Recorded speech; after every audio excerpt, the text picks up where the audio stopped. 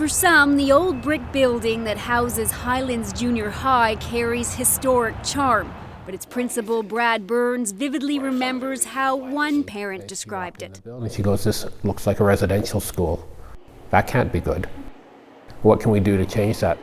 Highlands was never a residential school, but because it was built in the early 1900s, Burns understands how it could evoke feelings for some. 40% of the students here are Indigenous, which is one of the reasons why the subject of residential schools is discussed in class. Some of my students have a real deep personal connection because they're living it still. In Nunavut and the Northwest Territories, the history of residential schools has been taught as part of the curriculum for the past few years, and the Truth and Reconciliation Commission has called for the rest of Canada to follow.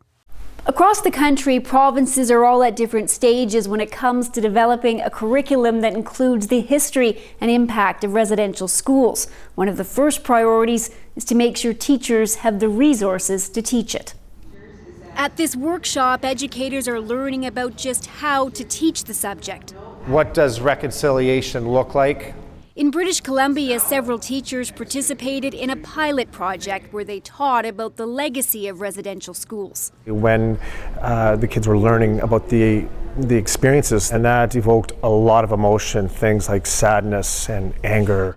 The teachers' feedback helped create this resource guide. It's just one of the educational tools now available.